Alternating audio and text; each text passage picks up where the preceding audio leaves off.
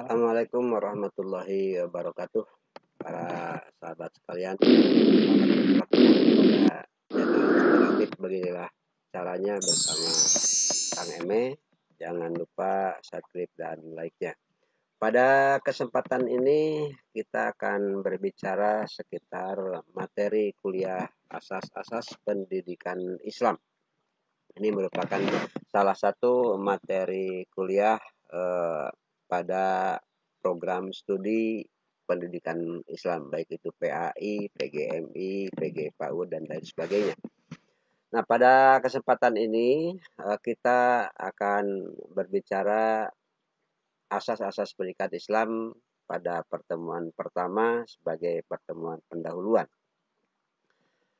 Para sahabat semua, pada mata kuliah ini kita akan melihat, kita akan mendiskusikan, kita akan membahas apa saja poin-poin yang harus kita bicarakan, harus kita pahami, harus kita bangun sebagai pondasi, sebagai asas pengembangan pendidikan Islam agar pendidikan Islam itu berkembang, diselenggarakan, diolah sebagaimana seharusnya. Jangan sampai namanya pendidikan Islam, judulnya pendidikan Islam, tetapi asas-asas yang dipakai adalah asas-asas yang bukan dari ajaran Islam. Para sahabat sekalian, untuk bisa kita membicarakan asas-asas pendidikan Islam, kita harus melihat secara keseluruhan pondasi-pondasi yang membangun pendidikan Islam itu sendiri. Pendidikan Islam itu sendiri harus kita lihat antara lain apa hakikat pendidikan Islam, apa tujuan pendidikan Islam, apa saja materi-materi dalam pendidikan Islam, dan harus bagaimana pendidikan Islam dilaksanakan atau menyangkut proses pendidikan Islam. Namun, karena pendidikan itu adalah urusan manusia, yang diselenggarakan oleh manusia, yang dididiknya pun adalah manusia, maka tentu saja betapa naifnya kita seandainya berbicara asas-asas pendidikan Islam, sementara kita tidak mengenal siapa itu manusia. Tentu siapa manusia dalam pandangan ajaran Islam. Oleh karena itulah, pada pertemuan kali ini, kita akan membangun asas yang pertama. Kita mulai dengan mengenal manusia itu sendiri. Oleh karena itulah, pada kesempatan ini, kita akan mulai dengan membicarakan tentang perjalanan manusia. Di sini kita akan membicarakan dari mana manusia datang, bagaimana keadaan saat lahir, ke arah mana manusia berkembang. Paling tidak, 3 poin inilah yang akan kita bicarakan agar pendidikan Islam dibangun sesuai dengan fitrah manusia itu sendiri.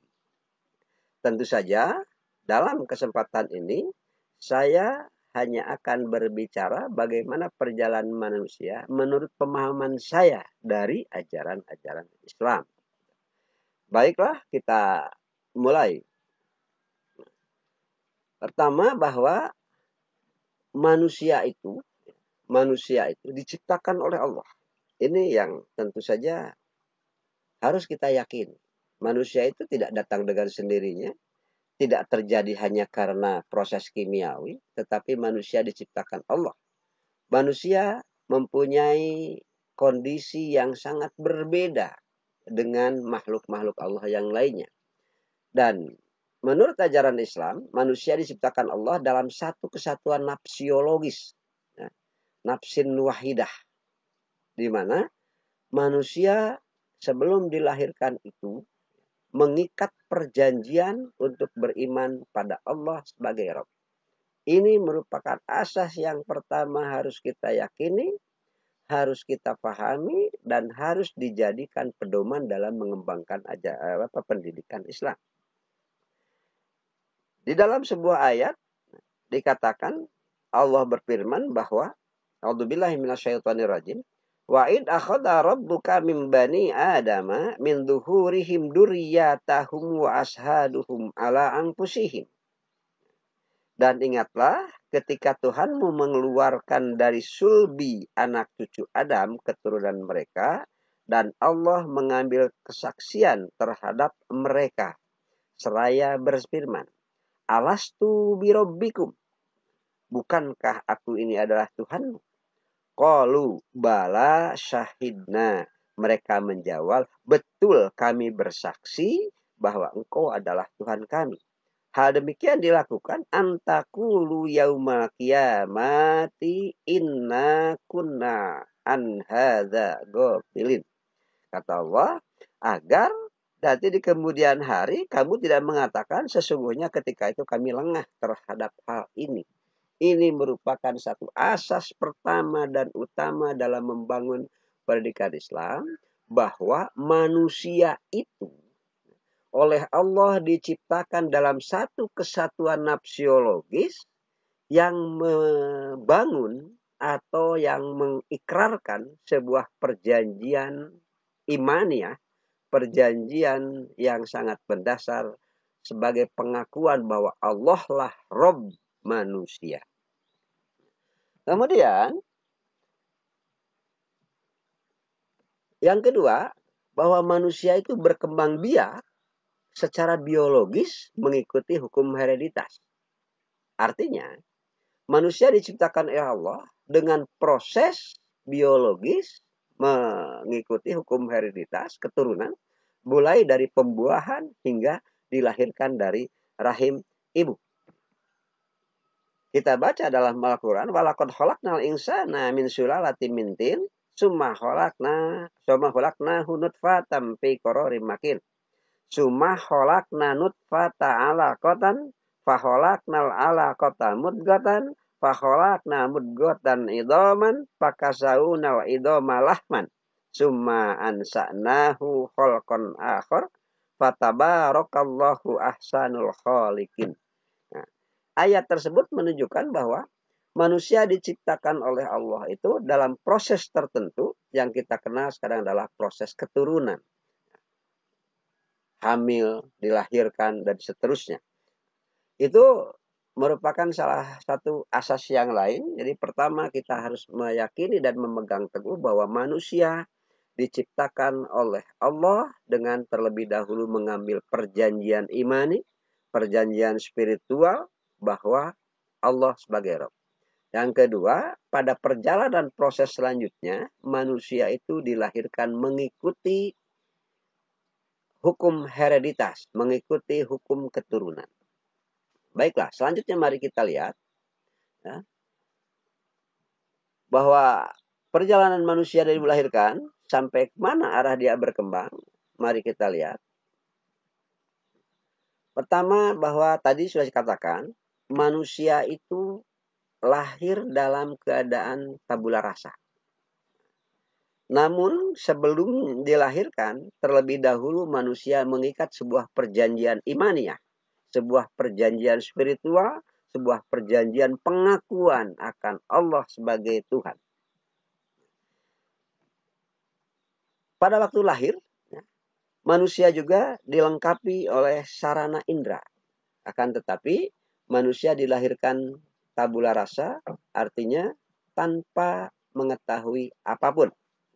Wallahu ahrajakum min butuni ummahatikum la ta'lamuna syai'a. Manusia lahir ke dunia ini tidak mengetahui apapun, berangkat dari nol, disebut tabula rasa. Ya. Akan tetapi dia dilengkapi dengan sarana indrawi. Dikatakan waja'ala lakum sam'a wal absara wal afidah lalakum tashkurun. Kata Allah, dalam keadaan tidak tahu apa-apa, tapi kemudian Allah jadikan ya, waja'ala lakum sam'a. Sam'a itu apa? Pendengaran, alat indera. Wal absar, dan penglihatan. Ini sebagai simbol bahwa manusia itu diberikan sarana indrawi, tapi juga selain itu diberikan afidah. Ya. Afidah sebagai sarana kecerdasan intelek, emosi, dan kecerdasan spiritual. Ini semua, kecerdasan spiritual ini berkaitan erat dengan perjanjian imani inilah. Jadilah manusia sebelum dan pada saat dilahirkan dapat kita simpulkan bahwa manusia lahir dalam keadaan tabula rasa, tidak tahu apapun, tetapi sudah memiliki bekal. Sudah memiliki bekal-bekal, ya. Sudah memiliki bekal-bekal baik berbentuk indera maupun berbentuk potensi hati. Di samping itu, manusia itu diberi potensi takwa dan diberi petunjuk. Tapi juga diberi potensi fujur, potensi jahat. Yang kemudian juga secara eksternal ada setan. Artinya begini, manusia secara internal ditanamkan ke dalam jiwa manusia itu potensi baik takwa, juga potensi fujur. Dalam Al-Quran ada dikatakan fa'alhamaha fujuroha wa taqwaha. Dan kami ilhamkan kepada manusia, kepada nafsin wahidah itu, dua potensi, yakni potensi takwa dan potensi fujur, potensi jahat. Artinya, manusia lahir itu memiliki dua modal. Modal jahat, juga modal baik. Kemudian secara eksternal, manusia diberi petunjuk, tapi juga diberi penggoda. Jadi, manusia itu secara internal diberi potensi takwa dan fujur, secara eksternal juga disediakan petunjuk dan disediakan syaitan. Oleh karena itulah, dalam hidupnya manusia diberi dua pilihan bebas. Artinya manusia boleh memilih. Boleh memilih, oleh Allah diberikan kemerdekaan untuk memilih sesuai dengan potensinya. Yakni untuk memilih apakah membersihkan nafsnya sehingga dia akan mengembangkan potensi takwa. Qad aflaha man zakkaha. Dalam Al-Quran dikatakan fa'alhamaha fujuroha wa taqwaha. Qad aflaha man zakkaha. Manusia diilhamkan potensi untuk takwa dan potensi untuk jahat. Qad hoba man zakkaha. Maaf. Qad hoba man dasaha. Artinya, apabila mengotorinya, maka dia rugi. Jadi ada dua pilihan, apakah dia akan membersihkan atau mengotori. Membersihkan artinya membangun dan mengembangkan potensi takwa. Kalau mengotori nafs artinya mengembangkan potensi jahat, potensi fujur. Inilah dua pilihan bebas. Manusia boleh membersihkan nafsnya melalui petunjuk-petunjuk sehingga potensi takwa berkembang, dan ada manusia yang mungkin mengembangkan dirinya ke arah kejahatan. Dia berarti mengotorinya. Disinilah manusia yang membersihkan dirinya dari sifat-sifat jahat dan mengembangkan potensi takwa, maka dia akan beruntung. Kalau dia sedangkan apabila dia mengotorinya, artinya potensi takwanya tidak dikembangkan, potensi jahatnya yang berkembang, maka dia akan rugi. Apabila dia beruntung, maka dia masuk surga. Apabila dia rugi, maka dia masuk neraka. Itulah manusia memiliki probabilitas, memiliki dua alternatif yang tinggi. Artinya kemungkinan ada manusia yang mengotori jiwanya, kemungkinan manusia ada yang membersihkan jiwanya. Inilah satu hal yang perlu kita pertimbangkan dalam membangun pendidikan Islam, dan ini menjadi salah satu asas yang harus diperhatikan, bahwa kita ringkaskan, manusia ini lahir dalam keadaan tidak tahu apa-apa, tapi sebelumnya sudah mengikat perjanjian dengan Allah bahwa manusia mengakui Allah sebagai Rabb-nya, kemudian oleh Allah dilahirkan dalam keadaan tidak tahu apa-apa, tetapi sudah diberi sarana, baik indera dan kecerdasan. Kemudian pada waktu Allah menciptakan manusia, diilhamkan oleh Allah dua potensi, yakni potensi untuk takwa dan potensi untuk jahat. Secara eksternal, potensi jahat itu akan dilengkapi dengan setan sebagai penggoda, sedangkan potensi takwa akan dilengkapi dengan petunjuk. Dalam hal inilah manusia memiliki dua pilihan bebas yang bersifat kemungkinan, bersifat potensi, yakni dia bisa membersihkan dirinya dari potensi jahat, tentu saja mengembangkan potensi takwa. Nah, barang siapa yang membersihkan dirinya, maka dia akan beruntung, dan salah satu hasil keuntungan di akhirat nanti adalah jannah. Sedangkan manusia yang mengotori jiwanya, dia akan rugi, khoba mendasaha, dan pada akhirnya dia akan ke neraka. Inilah dua kemungkinan. Kedua-duanya sangat mungkin. Karena Allah memberikan petunjuk kepada dua-duanya. Fahadainahu najadain.